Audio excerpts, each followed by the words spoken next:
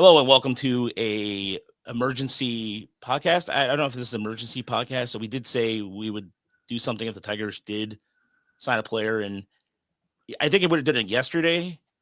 We would have done the emergency, but we're streaming it both on the Motor City Metrics channel and the our Tiger Minor League Report channel because it affects both the major league team and the minors, and we'll get to that in a second. I am Rogelio Castillo. Alongside me is Chris Brown and Uper. Yep. And we're part of the Believe Network. So you can find us on the Believe Network over at believe.com, BLEAV.com. And then, of course, Tigers ML Report and all our respective YouTube channels. Click and subscribe. Goes a long way. Thanks again to some of the donations we got during the last couple of weeks or so. We really appreciate it.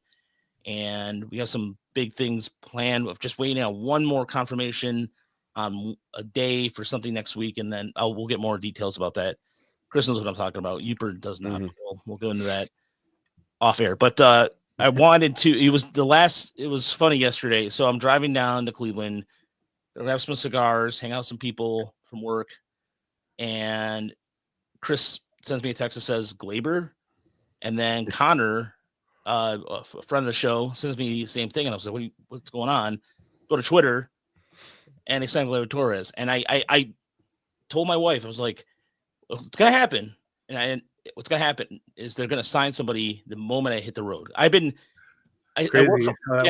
work from home. I don't really go to during the off season. I've just been on purpose just staying away. I needed this. I mean, I needed to relax a little bit and just keep up with things, but I always got to keep up with things, of course. But this year was brutal. I mean, admittedly, it was between traveling for work and traveling for the minor league report and everything.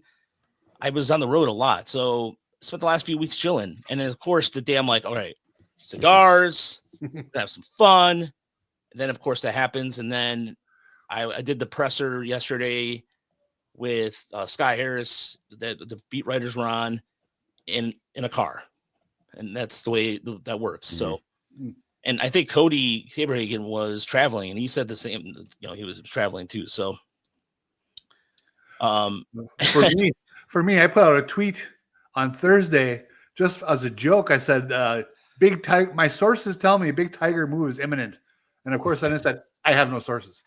But if I would have left that part off, I would have nailed it. It was imminent. Yeah. I guess. One of the interesting things about it is I actually feel like it shows a little bit of creativity that we've been sort of complaining about the lack of. Not that it was super creative, but it kind of became clear after the signing, and then started feeling like this when Carlos Santana re-signed with Cleveland, and there was talk that he had also received offers from the Tigers and the Mariners, among other teams, that the Tigers were looking to replace Spencer Torkelson, and the first base market kind of dried up on them. I don't think they were going to go out and sign Pete Alonso or Christian Walker because of the draft pick involved, and that's just and in general I kind of agree with that, unless you're getting even like a Vlad Guerrero, right? That 25, 26, 27-year-old first base type. I don't think you want to, break the bank for a first baseman, because their bodies just don't last, right? And then and then when Goldschmidt signs and Santana's gone, the first base options are kind of gone. So they pivot and go, all right, well, who's one of the better bats available? And sure enough, you get, I think, basically the third youngest free agent on the market for a 1-year deal, which there's never ever a bad 1-year deal. Right. And you got to shuffle things around a little bit. You're moving Keith the first, then we'll talk about the implications of that later. But I thought it was a very solid move.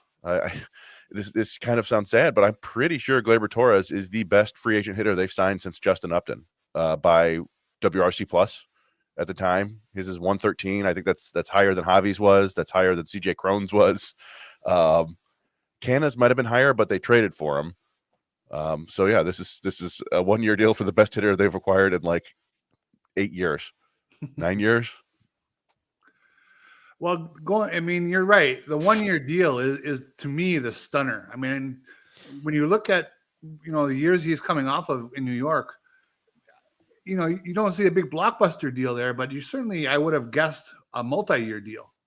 So to get him on something this with this little risk attached to it, and the versatility that he might bring, or the versatility he might set off among others by being there, not a bad deal. I was pretty surprised and somewhat impressed by it.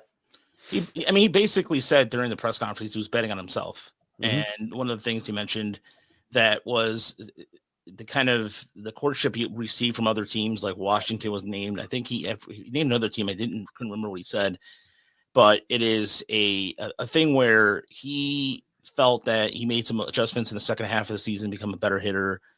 The courtship with Detroit was pretty hard too. I mean, he got the chance to speak to Gio Urshela, who's played with the Yankees, of course, and Miguel Cabrera, because Miguel and him are from the same town in Venezuela, and they talked very well about the organization. So the Tigers really did a pretty good job about the approach of wanting him on the team. And the defense question came up, and YouTube user asked here, I heard different opinions about his defense and base running. Some people say it's above average. Some people say it's terrible. Can you give your opinions? The defense part of it, the one question to ask was, based off the Tigers' recent reputation of working on player development, was that something attracted to you? And it did. And he mentioned too that Joey Cora has a lot of pull here. I mean, the name it's been mentioned a few times in the offseason already. And there's a rumor yesterday with Carlos Barrega saying the Alex Bregman deal's done. And because of Joey Cora, because the Puerto Rican baseball, it's a very close-knit community. So that Cora has already been working with Torres' defense already. And a lot of players in the locker room have talked about Cora's influence. It's the same thing they talked about Alan Trammell, and you see Alan Trammell. I've shown pictures of him working in the backfields with that cool ass towel thing he has on his head. And I think the defense, I mean, look at outs above average. The metrics are not there for Torres, and he knows that, but he knows he's working on it. And so I think that, I like what Mitchell said here. It's like signing a prove it deal, very little risk. And it's for right now that then the question leads into the next segue is, so as Scott Harris mentioned yesterday, Colt Keith is going to go to first base. And essentially, and I did follow up about Justin Henry Malloy, because he's been taking reps at first. And Keith was just stoked that they're getting another hitter, but Malloy is still going to get his at-bats and everything. And that leaves then the giant elephant in the room, Spencer Torkelson. And Harris mentioned and I want to play the video because I think it's important to have the direct context, because sometimes, especially, there was so funny how many people were looking into what Scott Harris said, or like his mannerisms during it, and smiling and all this stuff, and like doing a lot of screen studying. And I thought that was interesting because I didn't realize there was so much face nuances gave away, but here it is. My message to Torque was, if you have a big offseason and a big spring training, there's a role for you on this team. This team needs more right-handed power, and we've seen Torque do that in the past. He reminded me how hard he's working this offseason, and he seems very determined to demonstrate that he deserves a role on this team too. So this move that we made today, it makes the Tigers better. We got better as an organization today, but it didn't block either of those players. Yeah, so that's what he said about Spencer Torkelson and him finding a role on the team. And so then, there's some people in the chat that have been saying, well, if he gets traded, he'll go hit home runs elsewhere. And I don't know. I'll start with you, Chris. Well, I mean, the one last thing I did want to say about, we were talking about this is kind of a prove it deal for Torres. It feels very much like the position player equivalent of the Jack Flaherty deal, where you've got a player who got out to a great start early in his career, and Flaherty had trouble for several years before getting it back this year, and Torres has just been kind of up and down, and he's unlikely to ever reach the heights he did in 2019 because of the fake baseball that year. But it'll be interesting because we all, I think, have a pretty good feeling that the Tigers are a destination now to help fix and improve pitchers. And if they could do it with a hitter too, then you're cooking with gas because, you're going to get a reputation for being able to fix all these guys. But yeah, the Torkelson situation, it is what it is. Like you can't. And this is part of, there's a lot of talk about, well, Jace Young can play third base. You can't just rely on maybes in the big leagues, right? Like, and they've given Torkelson, 3 seasons. He's had an outstanding second half of the season once, and he's shown signs throughout the rest of the time, but it's been well below average. That doesn't mean it's not going to work out for him, but it might not work out here. It's happened before. Phil Nevin, way back in the day, didn't do much of anything with the Tigers, and he moved along, and then a couple years later he finally figured it out, and that may be what happens with Torkelson. But you can't sit and wait forever if you're trying to win. And we talked, Scott Harris has no problem having major league quality depth in the minors. In fact, I think he enjoys it. So if that's what comes to pass with Torkelson this year, and you've got a guy who hit 30 home runs at the big league level hanging out in AAA until you need him, that's fine. I think that's fine. Maybe it doesn't feel fair to Torkelson, but it's probably better for the Tigers. Yeah, no question. He has a option left. Toledo's a fine spot. You don't know with injuries and performance of others what kind of depth you're going to need to get through this season. Obviously, they didn't win all those games at the end of the season because of Torkelson, but they won those games with Torkelson. Mm-hmm. So you can put him in a lineup and he can at least help out at spots. And if he finds it and he's still in your organization, that's great. So I don't see the reason. A lot of people say that he's gone. Maybe, but I don't see what his trade value is. It has to be nothing. I mean, very little, very low. So I would just assume keep him in Toledo and see what the hell happens. And this is an organization too that, I mean, I've learned this. I admittedly learned this, that first base is a position in terms of prospect development. It's not the most important thing. You'll end up finding it, whether it's from a former outfielder or a former infielder. Case in point with Austin Murr, you saw him play a lot of first base. He was pretty good at it in Erie this year. So first base, but the Tigers, traditionally speaking, have not been very deep at first for a while. Now all of a sudden but because Malloy was playing third, who was playing the outfield, now they're going to try him at first base because you have the luxury. If you're an athlete that have that position versatility, you can go to first as long as you can scoop a ball and field your position well. And so Keith, I mean, one of the things that interesting to me is that Keith, people grilled him on his defense early on, but he trying to be a plus player in terms of outs above average and improved at second base. So now the question is, I'll say Paul Wesner mentioned this on Twitter yesterday, and he brought up an interesting question, and this question came up elsewhere as well. Does he have the power numbers to hit at first base? And that's where do you bring back, as Chris and I have, in terms of Chris will say Chris or Colt Beef. Colt Beef, like the big burly Colt Keith that we saw early on. Arizona Fall League.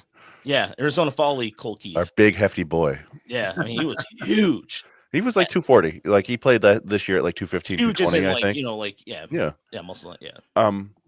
I think that's possible. I think it's. I don't think he's going to get quite that big again, but I do think, and they said, Scott Harris said, he may go back to second base in the future. So they probably don't want him to go crazy, but I could see him altering his training program a little bit to maybe get a little stronger. But honestly, and that is a big thing, right? The offensive bar is what we talked about with Torkelson forever. With the offensive bar at first base is enormous to be a quality player. That said, and Colt Keith last year was rookie year, 97 WRC plus. Like, I don't know, but from May 1st on, he was 115, which is much closer to acceptable for a first baseman. And for a 22-year-old in his rookie year, you'd like to think that, he's going to add more power. I think you've talked about it before, that he just needs to be a little bit more consistent with the power. He had that crazy stretch that was part of your stat of the year. Mm-hmm. It's in there. We've seen him hit for power all throughout the minors. And so I think it'll probably work out. You never know. but it was worth a shot. And honestly, it's oddly enough, if you sort by WRC plus from May 1st on, Colt Keith is directly next to Gleyber Torres, 56th and 57th, 115 and 114. So that's 4.5 WAR from May 1st on from between those two players. Like we said, they've basically swapped out Torkelson for Torres, and yeah, Torres is actually not. He doesn't grade out nearly as well as Keith on defense, and Keith did not grade out terribly well on his own. Right? I mean, he was okay by outs above average. Defensive run saves had him at like -8, but Torres was -11. So they're taking a small downgrade here on defense, and Torres isn't much of a base runner, but they're making their lineup stronger and they're balancing the lineup. They're getting that's the key thing, right? Is there's a right-handed bat who can bat somewhere in the top of the lineup, top 4. I think you said that Torres said he wants to bat in the middle of the lineup, right? Yep. And yeah, and he's crushed lefties throughout his career. I think he's got like a 135, 136 WRC plus against lefties in his career. So it really fits in a lot of different ways. They just had to get a little bit creative about their defensive positioning. So the one thing Sam wanted to know was Torkelson has one option left, right, Chris, for the minors? Yeah.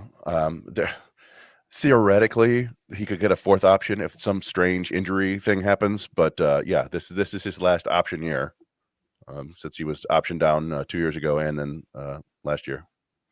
If there's one thing I will say that about these signings with Scott Harris, and Dan brings this up in the chat, Dan Fernandez, hard to believe we're on Bergman because we keep hearing rumors about it. It seems like Scott Harris signings usually come out of nowhere.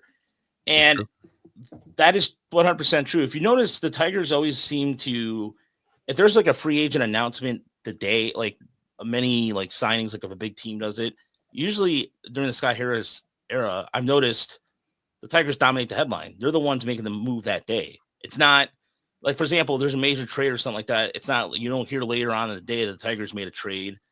Unless they sign somebody like a minor league player or something like that, which doesn't make any waves or anything. But it seems like Scott Harris knows exactly where to pitch it, and get the most amount of attention. Now, the next question is, of course, what do the Tigers do next? And I mean, Harris mentioned this yesterday. There's still plenty of time to upgrade the roster. I'm paraphrasing a little bit what he said. So, I mean, when it was asked about Bregman, he said, of course, I can't comment on that because things are going on. So then, like some of the things I hear, and I've talked to Chris, I can't really say them out loud, but just some of the weird, quirky things behind the scenes. It's like, yeah.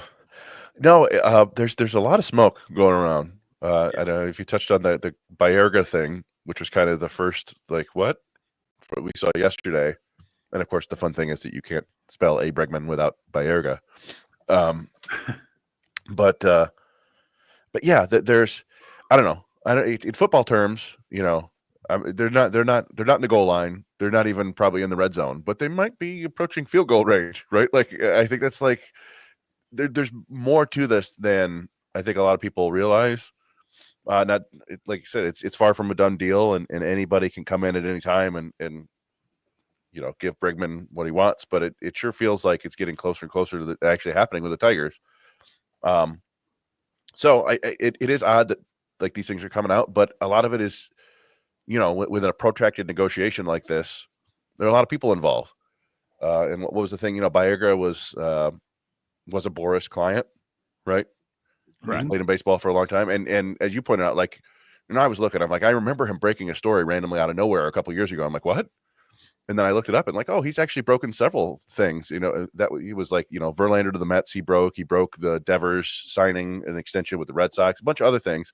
But then you found that yeah, sometimes he breaks stories that don't come true. Like he had Santander going to the Yankees. So who knows there? But there's, you know, if you rank, you know, MLB insiders from like S tier, passing Rosenthal down to like, you know, F tier, bunch of randos on the internet. He's somewhere in the middle. Sure. He's a step below, like, you know, the who's our guy, Robert Murray and Chris Cotillo and all those guys. But he's you know, he gets some things right. He's in the game. Yeah. And I mean, it is funny how much people are literally on their phone trying to break stuff. And it's just amazing, especially on Twitter. My sources say, my sources that. It's like, well, you just have to really just if you read the tea leaves pretty well, you can say that. I could say that, but I don't, because that's just disingenuous. To me, it's like, I'd rather, like yesterday, I got to talk to a few people who gave me actual information, and now I have a way to kind of pick things apart a little bit. But it's just a matter of, but I just hate Twitter sometimes for that sense. It's just my sources say, and if it's not, well, like, the S list to like that gets frustrating after a while, because or I mean, if you want stalking Facebook pages or Instagram pages also pays off too, and there's nothing wrong with that, and it's just good, honest reporting. Sometimes it's, Chris and I were just talking about this yesterday. Should we just start going on Instagram randomly and start looking at stories and going, well, this guy's wearing number 20, 21, and he's wearing a Tigers cap. Like today, for example, John Gruden is wearing a Tigers cap at U of M camp over Ann Arbor. Gruden's coming. Gruden's signed with the Tigers. Yeah, he's gonna be. Does that mean that John Gruden's gonna be coaching Detroit sometime soon? No, he's gonna be the new offensive coordinator in Detroit when Ben Johnson leaves. Oh, there you go. Got rumors that Ice Cube is signing with the Tigers. Yeah. No, it's a silly season for this sort of stuff, and it's part of what makes like Major League Baseball free agency kind of fun, is that everybody is just kind of throwing stuff at the wall, but there's like enough that gets through the cracks that you're like, there's something to this. I'll tell you what annoyed me, and I mentioned this before, is I was complaining just like 3-4 days ago that somebody at Newsweek had written an article about the Tigers signing Gleyber Torres, saying, hey, this would be a perfect fit. Article was terrible. Didn't mention Colt Keith once. Talked about their infield being Torkelson, Javi Baez, and like Jace Young. Like, it was not a good article. But then this sounds like AI.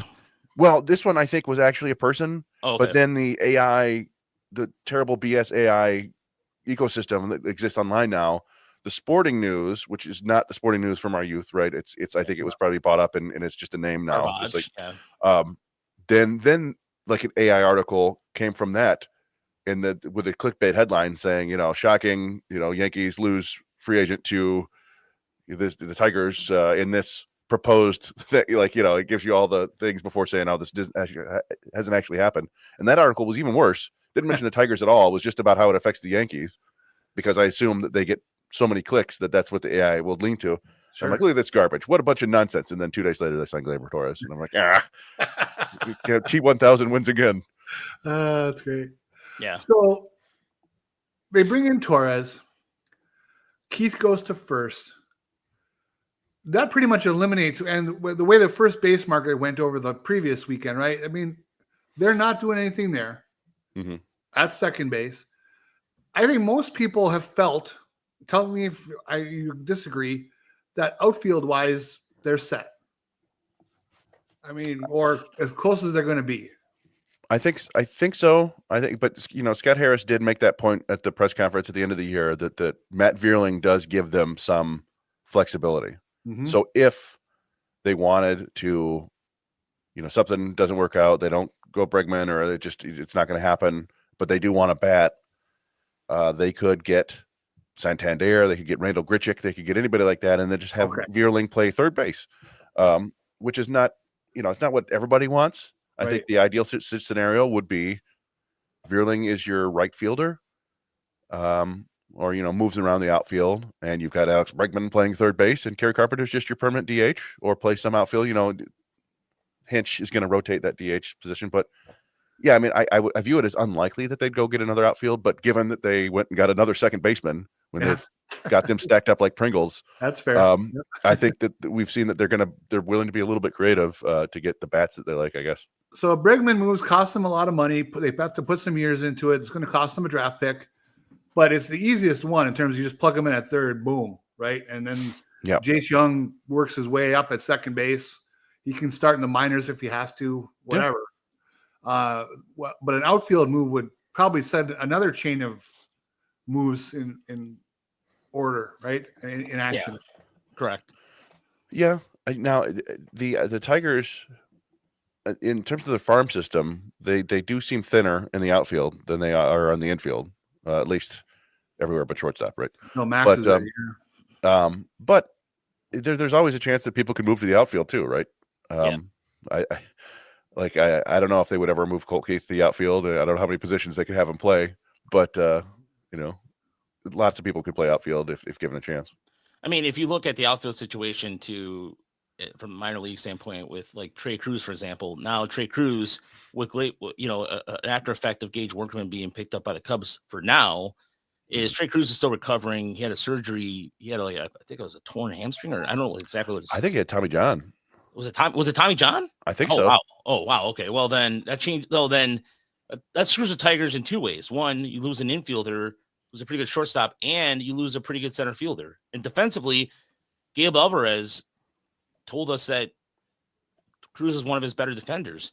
Mm-hmm. So that's a big blow. And then, I mean, you don't really know what Justice Bigby is. Is he essentially a 4A player? There's a drop off because now you have Campos probably heading to Erie. He hasn't played in Double A yet. So the outfield is kind of, if you really think about it from a standpoint of Max Clark's probably a year away. And I'm not poo-pooing Max Clark or anything like that. I'm not saying that at all. Is he ready for 2025? Who knows? He could tear through, but again, given the situation right now, depth-wise, if there's an injury right now, the Tigers in the outfield are kind of screwed at the moment. So, real quick before I wanted to get this question here from Brad, because I like this question quite a bit, because it parlays into another question here with he goes to Toronto and Detroit Degenerate. So he wants to know, do you think the Tigers are going to try to pick up Jordan Montgomery? Arizona has 6 starters. Hopefully they pick up some of his salary, and the Tigers pick him up for little, and coaches get him back to his 2023 form. So Bradley, that's a very good question. And here's the thing, so the reason why you mentioned 6 starters is Arizona signed Corbin Burns, who tax-wise prefers the Arizona situation. And they're selling his family and what have you. They live in Arizona. So Toronto was mentioned as a team that was pursuing him quite a bit. And Detroit Toronto want to know, or you assuming Detroit's getting Toronto. If he goes to Toronto, I'd be surprised. And Badu, by the way, Dan, I mentioned Badu is cleared waivers and he's back in Toledo. So there's an option there too as well. So here's the thing. Here's the thing about Toronto. And I was looking this up earlier because I was talking to my brother about this. So the income tax, this is a thing that didn't deter, obviously, deters everybody. But if you live in Toronto and you make over $200,000 a year, just as a theoretic, you get taxed 32% plus an extra. There's Providence taxes too. So if you live in Ontario, so let's say you live over 183 days a year, and this is just, again, I got this information from, I was looking it up earlier. You get taxed an extra 13%. So if you play for a team, Toronto, roughly you get taxed about 46% of your salary. I mean, if you're a free agent and you're going to get your big payday, I mean, minus George Springer, of course, that doesn't, I mean, I'm sure there's tax havens and all that stuff. And I'm no tax person, whatever, what have you. But Bregman going to Toronto, I mean, that would be a surprise. But then, I don't know, the Toronto's roster right now is in such a weird shape because they either can break it all down and start all over. There's rumors about them. There's the deadline that Vlad set about signing an extension or not. You know, Bo Bichette's coming off a down season. So your pitching in the system right now is kind of down. Your farm system's in a little bit of a middle of the road. What do you do as your Toronto? And they're always mentioning these conversations, but I mean, does the tax rate play a role? And like I mentioned just now, I don't know. It might, no question about it. A Toronto writer that I've followed for a long time, and you know, he's does what we do basically, but his prediction is that the darkest period of the Toronto franchise is looming that they've had in years. And you know, you can see why you can make that argument. All those things Rod just listed. I mean, it could be all coming together, an implosion. I mean, if you think about it from a standpoint of, so the Blue Jays have been in the American League since 1977. Okay, so their whole philosophy when they built their farm system and built their team out was take their time and build within, and it worked out really well. Guys like Tony Fernandez. They developed pitching like Jimmy Key. There was some really good Toronto teams in the 80s. They started winning. They won their first division title in '85. Then in the '90s, a little bit, they fell back. Like after they won back-to-back World Series, they fell. They finished last. They finished. They were 30 games back in '95, and then it's so weird to me. By the way, the Cedar Gas never got another gig in MLB. Anyway, I can digress about that. But the Blue Jays were always kind of in the middle of the pack and flirting around last place till 2014. And in the last decade, they've been in the postseason 5 times in the last 10 years. But you're talking, this team has not lost 100 games since they've been an expansion team back in 1979. And I mean, that's an impressive run considering how bad things have gotten in Toronto throughout these rebuilds. And so they're the only show in town. They're the only show in Canada right now. So they don't have to compete with the Expos. So, but what do you do? And so they're in a really weird flux. That's a good call out here. And it could be dark days because they have some really good talented players that just don't have the pitching. And the AL East is just outspending. I mean, the Yankees keeps doing well. Boston, the only team that I'm laughing at right now is Baltimore. Imagine being an Orioles fan right now. Your team has done nothing. You let Burns go to Arizona, and you've done nothing. 40 Gumbo, by the way, that's great. The Blue Jays need to go back to having that stacked Blue Jay patch on their jerseys, and their stars will come. Good call, man. I have an old Blue Jays jersey from the 80s. So. Well, I think one of this is probably should make it onto the drinking game at one point, but we often mention, I think it was in 2021 when the Blue Jays missed out on the playoffs by 1 game with maybe their best team because Marcus Semien made that inexplicable error at first base against the Tigers at the end of the Tigers came back and won. Yeah. I mean, I'm sure you can't boil it down to just that 1 game, but you kind of can. Fangraphs introduced this thing this year called the We Tried tracker. So it keeps track of all the times the people report like, the Blue Jays and the Orioles were also in, but it didn't get it. And it's kind of funny just look at all the teams that are like, well, we tried. And it always feels like it's always the Blue Jays and the Giants. Like the Giants actually got some people. Finally, they got Adames, right? But it feels like they're always like the second or third team. They're like, yeah, well, I don't know. I just didn't want to go to Toronto. And I don't know what you do other than just try to run a monopoly on the Canadian baseball players. And get all the Joey Vottos when they're healthy. Yeah, I mean, Canada as a country developing baseball talent. I was at the Junior Little League World Series this year in Taylor. Canada's come a long way in terms of baseball development. They're starting to. There's been more and more Canadian players that have been developing throughout not only but not just infielders and catchers, but pitchers as well. So I don't like it's. They're in a weird state, and I really feel bad for Blue Jay fans because they're some of the most loyalist, and they travel. Just the amount of times we've gone to a minor league game in Lansing when they were affiliated with Blue Jays, and hearing people say, "Oh yeah, I plan my vacation," because apparently Canadians get a lot of time off. This guy was telling me he spent a month on a road going to Blue Jay minor league affiliates throughout the country, and I don't.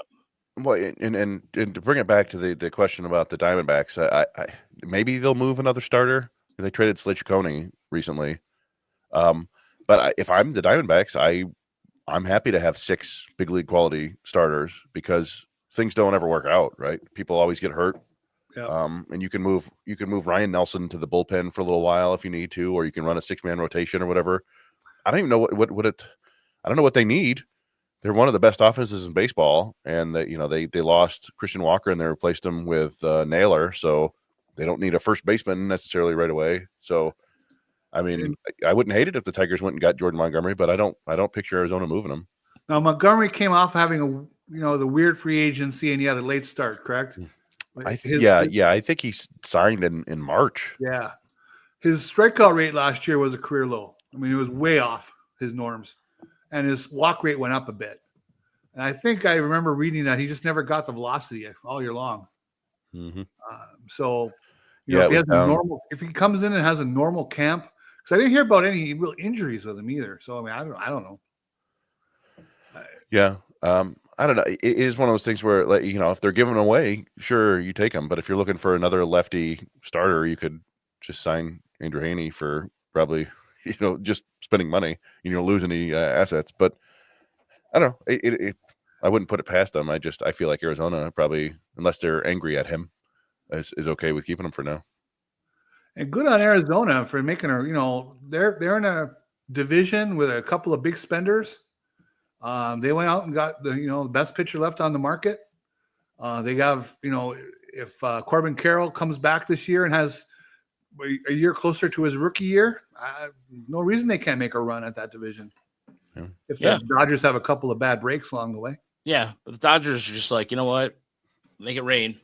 We'll sign Teoscar Hernandez. That's cool. Let's just make it rain. And Roki, and Harris mentioned this yesterday.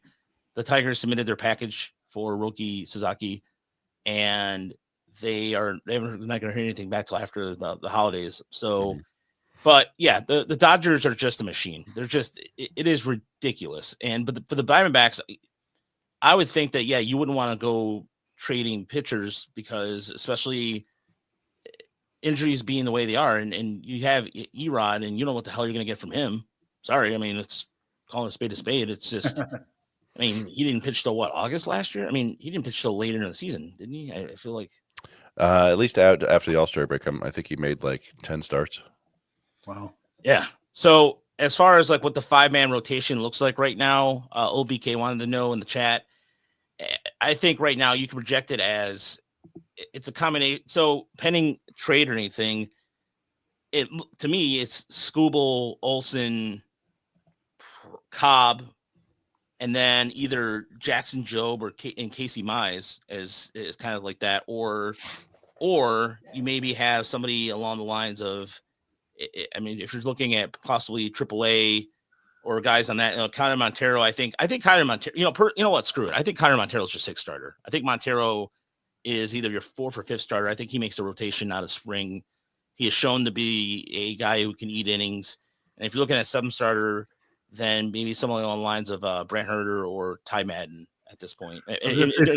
You like Montero more than Herter right now, based on what you saw last year. Okay. Yeah, but I mean Herter. I love Herter. I think Herter has come a long way in his development, and he's a great. I think he's a good swing guy out of the rotation. I just think that Montero is more built to go longer in games. He was only Tiger last year through a complete game. And so when he did it, he threw a Maddox. So that's how rare complete games are these days. But I think that Montero has more of a starter mentality, or I'm sorry, the way the Tigers were using Herter versus Montero, it was Montero being more of a starter than a relief arm. That's just my opinion. So. Well, yeah, I mean, I think you got it. I summed it up pretty well. I do think that it's going to be Skubal, Olsen, Cobb at the top of the rotation. And then I do think they're going to try everything they can to get Jobe in the starting rotation for the year. If he doesn't make it, then it's not a huge deal, but he's good enough to get to potentially win the Rookie of the Year. And if that's the case, get that extra draft pick. But yeah, then it comes down to, I think it does come down to probably Mize, Montero, and Herter. And Herter pitched the best of those 3 last year, but it was kind of unusual circumstances. We do remember, we talked to Ryan Garco a while back, even before Montero, I think, made the big leagues. He talked about how much Feder liked Montero. He Feder was a big champion for Montero, so there could be something there. And honestly, if he makes some moderate adjustments to give up fewer home runs, stop throwing the ball over the heart of the plate, kid, and strike out a few more batters, then yeah, there's I think he's got more upside than Herter. But I also think that Montero would be a pretty nasty bullpen arm too. So it's I think they're going to have a lot of options there, and they may end up going with like, well, we're just going to take our 13 best pitchers and figure it out. But yeah, as of right now, I probably would lean toward Herter as the 5th starter just because of the way he pitched. But it wouldn't shock me if Montero wins it or if Mize wins it. Or Jobe is back in Toledo. Yeah. I mean, they're going, I think they're going to have to, I think personally, they should take the Band-Aid off Jobe and let him pitch, because as Brandon Day has said on the Minor League podcast, you just don't want to waste bullets. And at this point too, you look down in AAA right now with in terms of starters right now. You have Lyle Lockhart Jr. I think Garrett Burhan will start the season in Toledo. So the guys after that are just kind of like, and, of course, I'm not forgetting this on purpose, but the name Matt Manning. Again, where does Matt Manning stand with all this too? I mean, you look at, they didn't bring him up in the postseason. He's barely been mentioned. And so where's Matt Manning fit in all this too?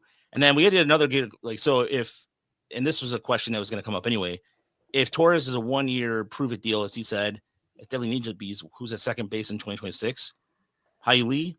I think it depends on how Hyu Lee's back is right now too.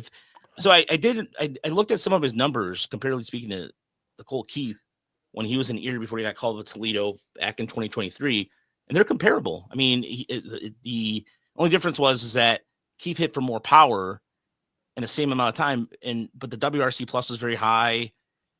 His batting average was 333, where I think Hyu Lee was like 286, 290 or something like that. Mm-hmm. And so I think that Lee, they really think highly of Lee. I've talked to Harris about this numerous times. They are very high on Hyu Lee, and I still think that if he's going to start the season in Toledo, depending on how his injury is, which is a back injury, then if his back is good to go, then Lee, and he does well in Toledo, he could get some consideration. Or if Young's still on the team as well, if they're not going to trade him, Jace Young is perfectly serviceable at second base. He was a Midwestern second baseman of the year. He's very good with that. And as far as Gibson Long goes, I believe I mentioned this in the press conference. I think he should be throwing. I think he should be good to go to start the spring training. By the way, thank you to his mother. By the way, sent some pecans. So these pecans are apparently they're big in the South. And I was talking to Cody Saberhagen about these Stuckey pecans are very, very popular. And so shout out to his mom for sending them over again for a second year in a row. Thank you. I appreciate it. She said it came from Sawyer, and of course I believe that, of course, but she was the one that did the legwork on it, so I appreciate it. Yeah, I think he had his Tommy John surgery in May, because he was out for most of spring training, and then he made one outing, I think, in Lakeland, and it may have been against Alek Manoah even, but so, I mean, typically 12 to 16-month recovery time to come back fully from that. I don't know. I assume we'll see him with the Tigers at some point in 2025. I just don't know when. I will throw out a dark horse for your second baseman in 2026, Kevin McGonigal. Sure. Yeah, that would be. It's as much as they've kind of taken these prospects slow, and with Young and Lee are both very solid prospects who could come up and perform. And if they do, then you figure out Kevin McGonigal. But when you get called out by name by AJ Hinch at the end of the season press conference as a 20-year-old, I think that they're planning on pretty big things for Kevin McGonigal. And he's got to stay healthy and keep doing what he's doing. But you're talking about one of the best combinations of a hit tool and plate discipline in the minor leagues, and also is a good enough defender at second base that he can play shortstop. So I think that there's a chance that he's your 2026 second baseman. But if not, like you said, Young, completely serviceable there. Lee, serviceable at second base, and a good offensive player. So they're going to have some options, and it's good. It's that optionality they always talk about. Yeah, Hinch loves Kevin McGonigal, and it's McGonigal at third base. Richard, I wish he had the range for third base. I just don't see the arm range. I mean, shortstop and third is a little bit different, but I did like what Richard said here, because I do like people's different takes, and we always welcome that, because we're here to always have a spirited debate and shake hands and agree to disagree kind of thing. And I like that. I think that I compliment our fans that watch us on YouTube and listen to us on the podcast, although we don't get too many feedbacks on the podcast. But one thing we do get is doing these live shows is that live interaction. And Richard says, I can't disagree more on Torres. New York people glad to get rid of him, liability on defense and bases. Tigers core and chemistry, Green, Carpenter, Torque, Harris just upset the chemistry. Harris did talk about that a little bit. And there was, I think Torres, I think with the one thing about whether it's a New York media thing or whatever the case is, yes, he is a liability defensively, but he's already been working with Joey Cora defensively, and he's trying to address that. He wants to become a better player, and he's betting on himself with his deal. And I think that says a lot about the person himself. And I think with him having, the beard in effect too, he had a really good beard today. You could just tell. Yeah. I mean, you could tell that he knows in his age that he has to get better as a player. And I think that says something. Well, I think even teams that are renowned for having the best chemistry, they don't always stay the same. You're going to bring in new players. So part of the risk you take every offseason is adding someone in, right? And this is a 1-year deal. So it's not like a permanent anchor if things go totally awry. If he has a bad year, or he's a bad guy, whatever, it doesn't matter. He's out. But more importantly, he fits what they need offensively. They needed the right hand bat. They need some power potential from the right hand. Now, I still think in my mind that he might DH a little as well. And when they have a ground ball hitting team, maybe they play someone else at second base. That's an Andy Ibanez day or something. I don't know. But I think that worrying about the chemistry, that's on Hinch. To make everybody fit as the season wears on. I wouldn't worry about that now. I think Torres fills a need that they had. Yeah, and like you said, if Torres didn't have warts, you're not getting a 28-year-old above average hitter for 1 year and $15 million. It's if he were a good defender and a good base runner, he signed in a Willy Adames deal. So it really is. There's no real risk here. He's not such a bad dude that he's going to tear down the entire clubhouse, right? Like sometimes players are just better outside of New York. Like we've seen it plenty of times with big name players like Randy Johnson or whatever, but other players just like, it can get kind of stodgy and formal there with the Yankees. Like we talk about the facial hair and all that other stuff. And, the ghosts of Yankee Stadium, maybe he just wants to get out and play and have a little more fun and maybe take on more of a leadership role. Whereas when you're on New York, that's Aaron Judge's team right now. And who knows? We'll see what happens. He might go on. He might have a career year. He might fall flat on his face in Detroit, and it might get ugly. But either way, he's gone next year, unless they sign him to an extension. So I don't have any real issues with it. I don't think it's gonna tear the team asunder. Right. YouTube user mentioned something I've said many times over the years. I agree with you, buddy. Harris. The one thing about Torkelson and Mize and even Jace Young, not Harris guys, in terms of Manning. Or Manning, exactly, in terms of their origination in the organization. So that does make it a little easier for Harris to kind of shift them off to the side a little bit and bring his people in. I mean, that's kind of just how things go. We've seen that many, many times. I will say this: Al Avila finally got his man. He got Gleyber Torres. He didn't have to trade Matthew Boyd to do it. All those old rumors about Matthew Boyd and Michael Fulmer. What about Gleyber Torres? It finally happened. But here's the thing. So it's funny. OBK says we're still shopping at the dollar store. They spent money. I don't know what else to say. I mean, it was he wanted a 1-year deal. It was Torres that mentioned that he wanted a 1-year deal to kind of prove himself. And look, and Stan just sent me a text. Yes, I know he committed 18 errors. Second behind that list was Colt Keith. All those errors were earlier in the year for Colt Keith. And go ahead. No, again, he's not a great defender. We know that. The Tigers know that. They're going to work with him, try to improve that. If, Jack Flaherty was not a great pitcher in 2023, and the Tigers worked on him and helped him. And we're going to see if we can do that with hitters too, like we said earlier. And if they can, and with defenders, if they can help that, the Tigers were a very aggressive, very good base running team last year because they had to be. Maybe Torres hasn't been a great base runner because, you don't want to get thrown out or take an extra base when Judge and Soto are coming up. I think that there's a chance that he can improve in a number of ways. It might not work out, but it's worth the minuscule risk. And they're not done. They're not done in the offseason. I still think, we talked about Bregman a bunch. That I think that's still a possibility. I still think they're going to go get a bullpen arm or two. So I don't. Yeah, they're not signing Corbin Burns to $35 million a year for 6 years, but I don't know if they're ever going to be that team. But as long as they make smart moves that make the team better and spend some money that way, that's fine with me.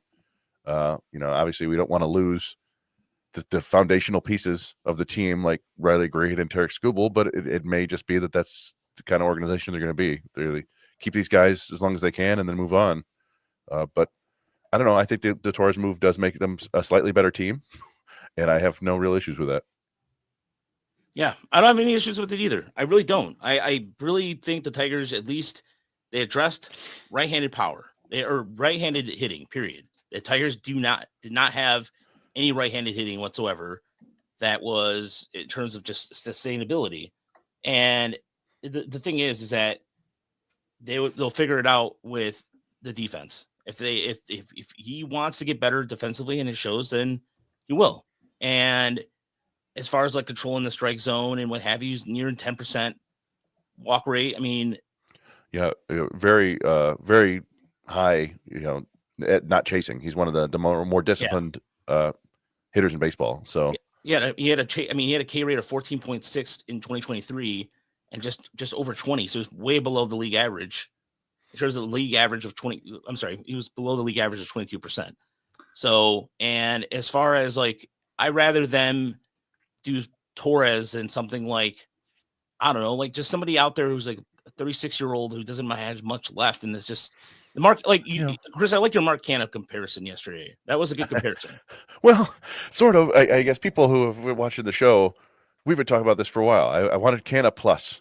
Right. Mm-hmm. And that's what they did. I made the comparison because they both have, I just thought it was interesting. They both have a 113 WRC plus over the last 3 seasons. Like, oh, look at that. And they're both right-handed hitters who have veteran experience and are kind of here to do the same thing. I think Torres has more upside just because of the power potential. And yeah, he's 28. He's not, getting mailers from AARP yet. But it is kind of the same idea, right? Like that they wanted that right-handed bat to help even out the lineup, and I think Torres counts as Canha plus, which is kind of all I wanted. At least if they're going to make these small moves, something like that, and then it'd be nice if they go and make a big move. Yeah, that's when there's a really good left-hander on the mound this year, I mean, just put in whatever name you want from around the league. What do the Tigers look like at DH? I mean, is it going to be Malloy? It could be Torkelson. Could it be sometimes Torres? Because they probably want to get Andy Ibanez on the field somewhere. Yeah, that's a good point. Yeah, really interesting. Yeah, I can see that. Yeah, they still need another right-handed bat. They've got 2 in their catcher. They've got Torres. They've got Vierling, and then what? Like you said, it's Ibanez, right? Yeah, and then it's possibly Malloy and Torkelson, but I don't know. You're unlikely. I don't think AJ Hinch is likely to keep a first base DH utility like a platoon player. But also, we saw through the course of the season, injuries happen. Sometimes guys come up, you need them. Bly Madris played a number of games because they didn't have other options. So we'll see Malloy, we'll see Torkelson, depending on the time of the year. Yeah, and who knows? I mean, you look at it this way too. There's one thing that stands out about this is that, I mean, like Sonny Gray, for example, was a Yankee. He got better when he left, and when he went to it was Cincinnati. He went to Cincinnati after that, right? Yeah. So he's been in a number of places. Yeah, I don't remember. Yeah.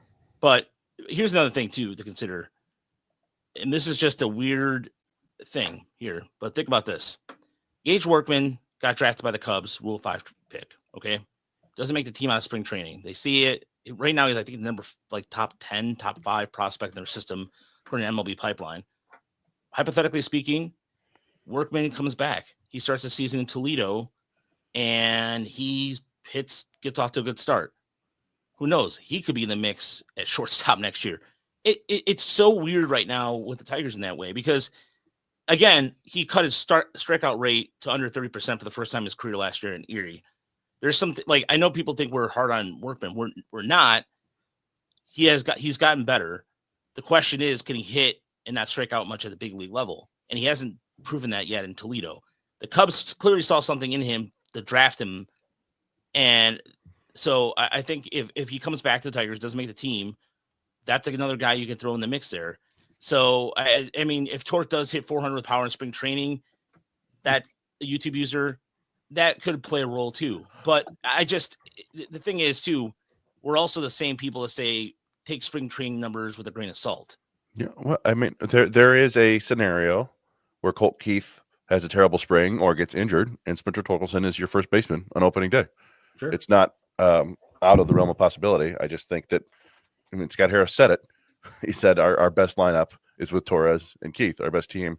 And you can also hear in that press conference the way he talks about. He said he called both Keith and Torkelson. And when he talked about Keith, he was like, he told me he's stoked. He can't wait. He just wants to win. And then when he talked about Torque, he said, Torque reminded me that he's working very hard. It was like, yeah, all right. There's some disconnect here with Torkelson and Harris in the front office.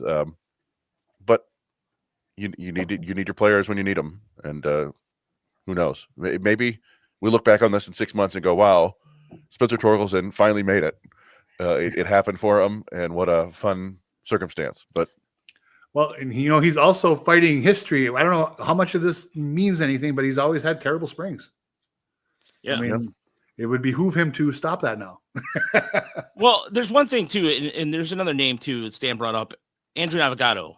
But again, as we've said this before, if the Tigers don't like, I know if we got a spring invite or not to camp, but if the Tigers thought of him, they would have brought him up instead of Sweeney. And Navigado led the org, I believe, in home runs, and he was a guy who they put him all over the lineup. They don't know if they can. Like, I just think that it shows if they really thought of him, they would have brought him up at some point. With all the issues they had at shortstop, they could have brought him up. Well, and you talked about Workman getting taken in the Rule 5. He was unprotected. He's listed 28th on MLB Pipeline for the Cubs right now. But 28th. Okay, sorry. But Navigado was like a top 5. I don't know who. I saw it somewhere. Go ahead. I'm sorry. Navigado was unprotected too, and nobody took him. Yeah. There's a disconnect between the scouting community and the stats community with Andrew Navigado that and I don't know, scouts just don't see it with him, and I'm sure there's some underlying data that's suggests that it's not going to work out either. But he's there, he's available, he's going to stay in the system, and who knows? Like we said, I didn't picture Bly Madris getting a bunch of playing time or Ryan Valade, so we'll see.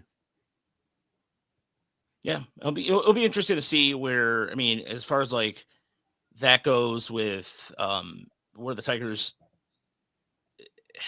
I don't know. I think Harris, by the way, Walter wanted to know what's Harris on the Cubs when they signed Gleyber. I believe he was. Yes, he was. He was minor league coordinator. Right? He was he was running their baseball operations, and Torres signed as part of the 2013 international class, I think, and Harris joined the Cubs in 2012. So there's probably some history there, although, as we know, those international signings are usually in the works for 3-4 years. Yeah. But he certainly was familiar with Gleyber Torres, at least a little bit. Speaking of international signings, Night Owl 78 with Chris, thoughts on international prospect Chris Rodriguez. Next Ronald Acuna Jr., obviously. Yeah. Well, yeah. He looks like a beast. I know he looks like a beast, but until I see, I'm one of those people until I see live game action. Yeah, against competition. Like, I'm not saying that he's not faced competition, but he looks like a man among boys. I mean, he looks more ripped and more like a player than Roberto Campos did. Campos looked like a huge kid too. So until I don't know, like I think it's a good sign for the Tigers, but until we see him in action, until we start seeing some things, it's a good. Everybody's pumped about him, but then again, there's always those $200,000 guys or $100,000 guys that come out of nowhere, or 50,000. Or is it Jose Ramirez signed for like what, $50,000? That sounds about right. Yeah, something like that. Yeah, I'm a little bit wary of his profile. If you squint your eyes a little bit, it sounds almost like Steven Moya, because he's a big, tall, lanky guy with tons of power. The only questions are, can he hit? Which has not been a great formula for success in the past. And it like, the power potential is real. And if he does hit, then you got a potential like superstar, because I think he's a center field now, but they compare him to like Eloy Jimenez. I think he's going to move to right field. And so I mean, it's fun to get excited about him, but I'm with Raj. Like we almost, I don't think we've ever ranked a recent Dominican signing or Venezuelan signing, a recent international signing, until at least they've played a summer in the Dominican Summer League, because the big name guys oftentimes just fall completely flat. Their big signing last year was Nestor Miranda, another power hitting kind of third base, first base type, and he had a very poor pro debut. Javier Osorio finally had a good season in his third go around in the Dominican Summer League. Meanwhile, the guys they signed for less money, not the biggest names, have really succeeded lately. Briseño was a mid-level signing. Franjier Barranquilla was a mid-level signing. Last year, it's Jose Dixon and Steven Madero and the Pinto brothers. Castillo. Yeah, Rainer Castillo. And he was, so I don't know. I'm cautiously optimistic, but I'm not going to really say anything until the kid goes out and performs. Yeah. Even though I just said a whole bunch. No, and that's what I'm saying. Like when it comes to when people, I will give all day and then some scouts who scout international talent at the age of 14, 15 years old, that to be able to go, okay, this guy's worth X amount of dollars. It's impressive because, you have to realize like growth factor, if they're going to grow into themselves or whatever the case is, or it's just how their skill set's going to improve, how their mental motor is going to be, if they're going to be a guy who's going to be highly motivated or whatever the case is. I mean, Winslow Perez too. I mean, correct me if I'm wrong. He wasn't really, he wasn't like he was mid-level, isn't he? I think he got like 800,000, something like that. I don't know if he was, he wasn't like one of their biggest signings, but it tends to be those guys that have succeeded for them, not the big money. The big money guys. Edinso Reyes didn't work out. Jose De La Cruz is probably on his last legs, even though he's got tons of power.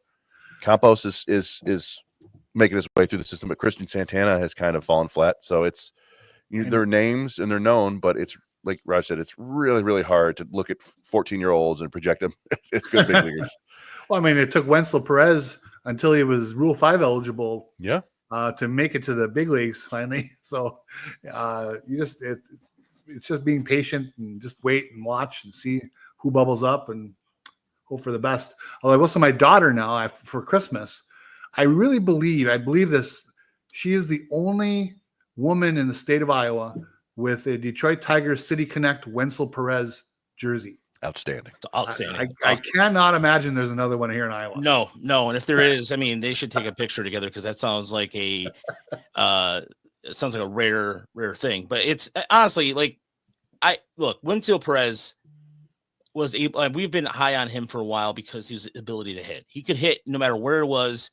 Once he made the adjustments to hit more in the air, like we talked about, and I've done numerous articles on him and able to talk to him about it. He has become the player that the Tigers thought like that he was when he first came to West Michigan. There was a lot. I mean, he was on fire, and then he able to make the adjustments the way he has. I don't see him going back in the infield again because the hiccups kind of thing, and I mentioned. But look, the Tigers got something out of the international market, and that's a start because they have not been able to get too much out of it outside relievers for a very long time. I mean, in terms of infield talent, you look at they've traded away everybody. I mean, the couple guys they did develop are gone. They didn't even play with the Tigers. So again, baby steps. And I'm just glad that with Perez is at least the start of something.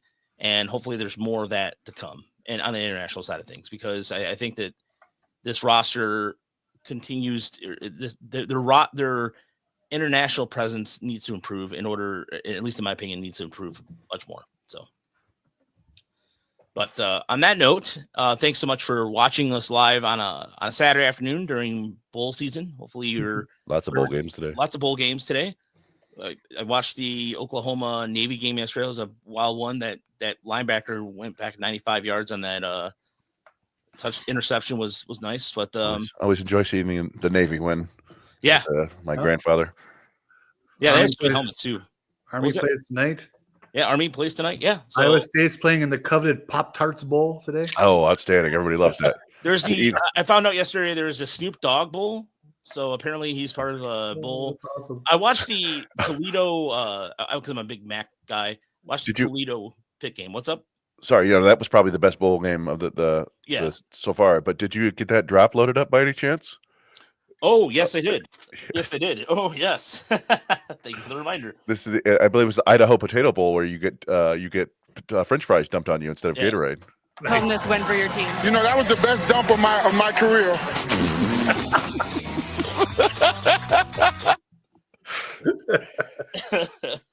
All right, very good. Oh. Stay classy, everybody. Wow, Larry with a nice reference there, Nate Colbert. Wow, Nate Colbert. That's a reference. For those who do not know who Nate Colbert was, I can say he was a former Padre. Well, yeah, he was a former Padre who I believe was part of one of their first. He was their first guy who was a like slugger type person. Yeah, and he was a right-handed hitter who the Tigers signed after he was three-time All-Star in San Diego. He had 38 home runs in 1972, and then he just kind of never really was the same after that. He never hit more than 14 home runs after 1974. So that's a good one, Larry. I like that call there. Oh, yeah, let's hope it doesn't work out like that. No, like I hope not either. A disaster. Yeah. I don't think so.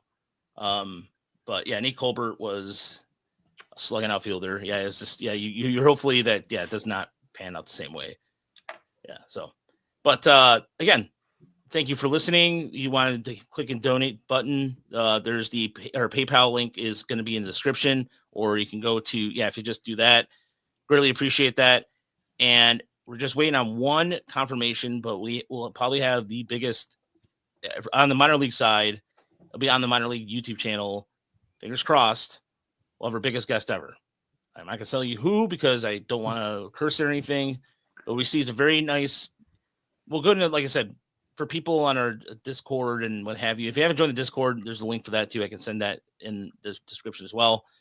And and then Neil Colbert was the first horrible trade of my 9-year Tiger fandom.